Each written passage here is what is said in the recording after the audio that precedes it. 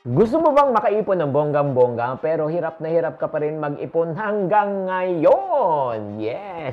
If that is you, may good news po ako sa inyo. In this video, pag-uusapan natin ng 10 wise questions to ask yourself before you save money. Videos that will make you wealthy and debt-free. Hi there, this is Chinky Tan, your pambansang wealth coach. Grabe, super exciting tong episode po natin na ito. Ito ay lalo dedicated sa mga taong nag-uumpisa mag-ipon, di ba? Pero pag nag-ipon ka, at the end of the day, napupunta lang sa wala. Na-experience na yun, na parang may kumukupit po sa ipon nyo. Sino kaya kumukupit ng ipon? Walang iba kundi ang ating sarili. Tayo naman nakakaalam kung saan po nakakaipon. Kaya nga ito po, mga friendship, ito po yung 10 coaching questions that I ask my students and my clients, no? Bago silang mag-ipon. Kaya nga, this is really a free session for you. Huwag niyo sasayangin to. And normally, when we do this, syempre, we charge a fee. Pero right now, it's going to be entirely for free. So, ready ka na ba? Kumuha ka ng papel, ballpen, at isulat mo. First question that I ask my students, I always ask what are their financial goals. Sulat muna nila yung short, medium, and long-term goals. Kailangan nakasulat po. Bakit po? Kasi walang goal, walang target. Pag walang target, hindi talaga mabubuo ang ipon. Kaya nga, if you notice, no, yung parang sinasabi ko, pag nag-ipon ka lang for a general fund, nag-ipon ka lang, tapos yan, nangailangan ka. Ay, kakain tayo sa labas. May pera naman, may ipon naman ako eh. Travel, ay, may ipon naman ako eh. Kasi general fund siya. But if you write it down specifically, which we encourage our students, dito nga, sa ipon box nga, di ba, may saving for, para saan ka nag-iipon. It must be specific. Like for example, pag travel fund, housing fund, car fund lang. Hindi mo dapat gamitin for any other purposes. Are we clear? So number one, write it specifically para saan. Okay? That's the first step. Second, ask yourself naman realistically, how much can you save each month?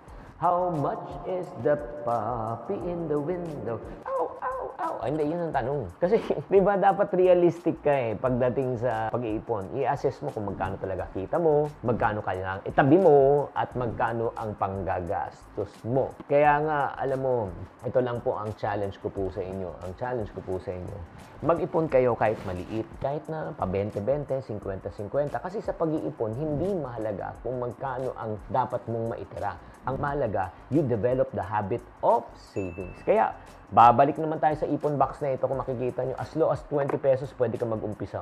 Bariya. Diba? Kayang-kaya yan, mga friendship. Kaya nga, ask yourself, magkano ang gusto mo? Is it 50 pesos, 100 pesos, 1,000 pesos, 10,000 pesos? Nasa sa'yo yan. Walang limit. At saka walang exact number. Number 3, ask yourself right now. Ito yung third question. Ano yung preferred savings method mo? Gusto mo ba bangko? Gusto mo ba ipon box? Gusto mo ba ipon ka? Nasa yan. Basta ang importante, may paglalagyan ka. That's the most important thing. Again, huwag mo lang ipunin sa iyong isipan. Kasi pag nag-ipon ka lang sa isipan, baka magastos mo, di ba? May maisip ka lang na gusto mong kainin, magastos mo.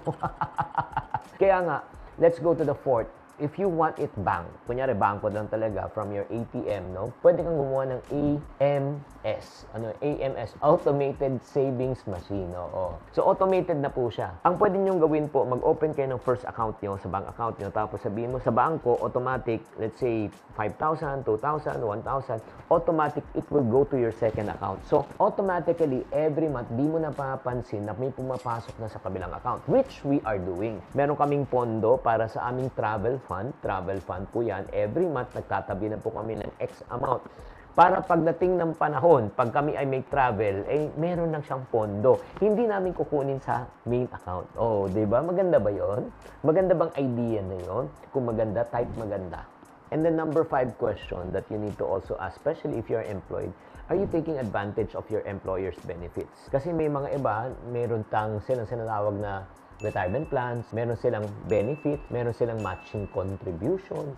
Like on our end, sa organization po namin, even we are work from home, pero marami kami mga benefits. Benefit number 1 po, meron kami mga birthday bonus. Every year may birthday bonus yan. On top of the birthday bonus, isa pang ginagawa po namin yung matching contribution. Ang ibig sabihin niyan, kung ano ang naipon nyo on a monthly basis na kinakalta sa sweldo nyo, at the end of the year, minamatch po namin yan. How many many percent? 100%. 100% po ginagawa namin. Kaya it encourages our staff to save money. Hindi niya inuubos ang kanyang sweldo. O, maganda ba yon? Ako, isuggest nyo sa mga boss nyo. Okay, bago tayo sa number 6 question, kung nag-e-enjoy kayo dito sa session na ito, type enjoy. I'd just like to say hi to Jeneline Benosilia at syempre si Mary Joy Celis and si Shangji 6504 from Aklan. Okay, maayong hapon, buntag o gabi sa imong tanan. Let's go to number 6 question that you need to ask before you start saving. Ito na yung mga specific. Do you have an emergency fund? Ito, when you say emergency fund, just in case na mawalan ka ng work, diba? At least 6 months. 6 months ang target po natin. Idea na po, 6 months of your living expense. Tubig, kuryente, upa, matrikula, lahat ng expenses mo. Kung hindi mo kaya, 1 month ka muna. From 1 month, go to 3, 3 go to 6. Pero ang pinaka-ideal po natin, 6 months. Dapat yan po ang una pinag-iipunan. Bakit? Just in case na mawala ng work, hindi ka may stress. Second, fund na pwede mong ipagtabi. Do you have a business fund? Kung meron kang gustong umpisahan na negosyo in the near future. On top of the emergency fund, iba po itong tinatawag nating business fund. Nagigets nyo? Do you have also an investment fund? That's number 8 question. May investment fund ka. On top of your emergency fund, on top of your business fund, this is investment fund. Para naman to, yung parang i-invest mo to a point na yung pera na ang nagtatrabaho para sa iyo, hindi na ikaw nagtatrabaho sa pera. Darating ang panahon, meron ka ng mga properties na nabili. Tapos pinapaupahan mo, may Airbnb ka na at kumikita na yung mga properties mo ng 30, 50 to 100,000 pesos a month. At yan na po ang magsusustento sa iyo habang ikaw ay tumanda. Ang ganda po niyan, di ba? Ang tawag po niyan, investment fund. Number 9 po na fund na kailangan po natin na ipag-ipunan is what we call as dream or leisure fund. Ito naman para sa pangarap mo. Sasakyan, bahay, travel. Ano bang plano mo sa buhay mo? Kailangan iba na naman yan. Uulitin ko. May emergency fund, may business fund, investment fund, at leisure fund. Ha? Ang dami niyan. Yes, ang dami po talaga niyan. Bakit po? Again, pagka-general fund mo lahat yan, imagine mo emergency, magagalaw, business mo, magagalaw, investment mo, magagalaw siya, sira talaga. Kaya nga, hindi nyo napapansin, walang nabubuo sa ipon nyo. Kasi nga, naka-general fund. And last but not the least, na fund na kailangan mo is they have what we call as benevolence fund. Na hindi natin maiiwasan na lalapit po sa atin ng mga kamag-anak at kaibigan incorporated. Yes or no? It's part of life na people who will come to you and ask for help and support, especially kung nakaka-LL ka, nakaluwag-luwag ka. Kaya nga nakaset na rin dapat ang benevolence fund. Just in case na may nangailangan na natulong, hindi again masisira ang iyong personal budget, which again we have. Meron kami benevolence fund para sa aming mga magulang, nanay ko at saka sa mama niya. Pagkatapos niyan, meron din kami benevolence fund sa pagtulong ng mga kaibigan at kamag-anak. Ay, grabe naman. Na-appreciate niyo ba tong session o na-overwhelm po kayo? Ito lang, mga friendship What did you learn from this session? Ano ang na-realize niyo? Pakitype lang sa comment section so that I can learn from you.